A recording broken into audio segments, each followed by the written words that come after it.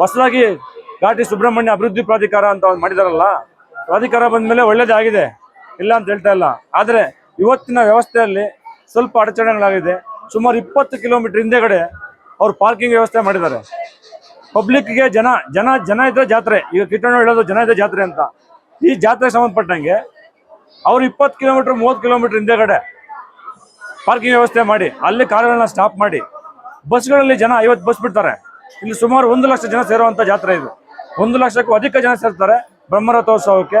ಸುಮಾರು ತುಮಕೂರು, ಕೋಲಾರ, ಚಿಕ್ಕಬಳ್ಳಾಪುರ, ಬೆಂಗಳೂರು ಗ್ರಾಮಾಂತರ, ಬೆಂಗಳೂರು ನಗರ, ಈ ಥರ ಒಂದು 5 ರಿಂದ 6 ಡಿಸ್ಟಿಕ್ಕು ಸೇರಿಕೊಂಡು ನಡೆಯುವಂಥ ಅದ್ದೂರಿ ಜಾತ್ರೆಗೆ ಸುಮಾರು 1 ಲಕ್ಷ ಮೇಲೆ ಅಧಿಕ ಸೇರುವಂಥ ಜನಕ್ಕೆ 50 ಬಸ್ಸು ಬಿಟ್ಟರೆ ಇದು ಎಷ್ಟು ಸೂಕ್ತ?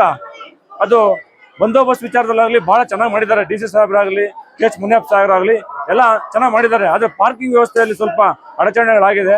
ಮುಂದಿನ ದಿನಗಳಲ್ಲಿ ಸರಿಪಡಿಸ್ಕೊಂಡು ಹೋಗ್ತಾರೆ ಅವ್ರು, ದೊಡ್ಡವರು ಮಾಡ್ತಾರೆ, ಎಲ್ಲ ಒಳ್ಳೇದಾಗಲಿ. ಮತ್ತು ಈ ಸಾರಿ ಜಾತ್ರೆಗೆ 12:10ಕ್ಕೆ ಬ್ರಹ್ಮರಥೋತ್ಸವವನ್ನು ಎಳೆಯಲಾಯಿತು.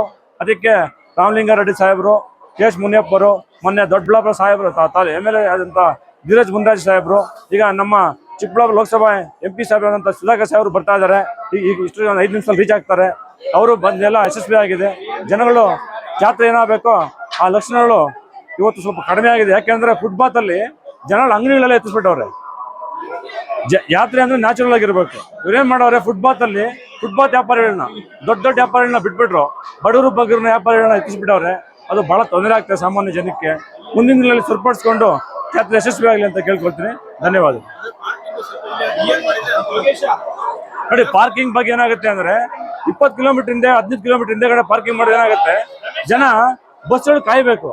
ಜನ ಜಾತ್ರೆ ಬರೋ ಜನಕ್ಕೆ, ಜನ ನೋಡೋಕ್ಕೆ, ಜಾತ್ರೆ ನೋಡೋಕ್ಕೆ ಇವರು ಬಸ್ ಪಾರ್ಕಿಂಗು, ಬಸ್ ವೇಟಿಂಗ್ ಮಾಡ್ಕೊಂಡೆ 1 ಅವರ್ 2 ಅವರ್ ಕಾಯ್ತಾರೆ.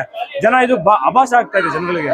ಇದು ಮುಂದಿನ ದಿನಗಳಲ್ಲಿ ಅರ್ಧ ಕಿಲೋಮೀಟರ್ 1 ಕಿಲೋಮೀಟರ್ ಒಳಗಡೆ ಮಾಡಿದ್ರೆ ಹೆಚ್ಚು ಕಮ್ಮಿ 1 ಕಿಲೋಮೀಟರ್ಗೂ ಜಾತ್ರೆ ಇರ್ತದೆ. ಅಲ್ಲಿಂದ ಜಾತ್ರೆಯಿಂದನೇ ಜನ ಬರೋಕ್ಕೆ ಅನುಕೂಲ ಆಗುತ್ತೆ. ಮುಂದಿನ ಸರಿಪಡಿಸ್ಬೇಕು. ಮತ್ತು ಪಾರ್ಕಿಂಗ್ ಅಂತಾನೆ ಒಂದು 50 ರಿಂದ 100 ಎಕರೆ ಏನು ಸುತ್ತಮುತ್ತ ಘಾಟಿ ಸುತ್ತಮುತ್ತ ರೆಸಾರ್ಟ್ಗಳು ಕಾನೂನು ಬಾಹಿರ ನಡೀತಾವೆ. ಇಲ್ಲಿಗಲ್ ಆಗಿ ಬಿಸ್ನೆಸ್ ಮಾಡ್ಕೊಂಡು ದಂಧೆಗಳು ಮಾಡ್ತಾವೆ. ಲ್ಯಾಂಡ್ ದಂಧೆನ ಸ್ಟಾಪ್ ಮಾಡಿ ಅದನ್ನೆಲ್ಲ ಸರ್ಕಾರಿ ವಶಕ್ಕೆ ತಗೊಂಡು ಅದನ್ನ ಪಾರ್ಕಿಂಗ್ ವ್ಯವಸ್ಥೆ ಆಗಲಿ, ದನಗಳ ಜಾತ್ರೆಗಾಗಲಿ, ಮುಂದಿನ ದೇವಾಲಯದ ಅಭಿವೃದ್ಧಿ ಪ್ರಾಧಿಕಾರಕ್ಕೆ ಸಂಬಂಧಪಟ್ಟ ಏನೇನು ಬೇಕು ಎಲ್ಲದಕ್ಕೂ ಉಪಯೋಗಿಸ್ಕೊಂಡ್ರೆ ಮುಂದಿನ ದಿನಗಳಲ್ಲಿ ಈ A ಗ್ರೇಡ್ ಟೆಂಪಲ್ ಕರ್ನಾಟಕದಲ್ಲಿ ಏನಿದೆ ಗ್ರೇಡ್ 1 ಅಲ್ಲೇ ಉಳಿತದೆ ಅಂತ ಹೇಳ್ತೀನಿ.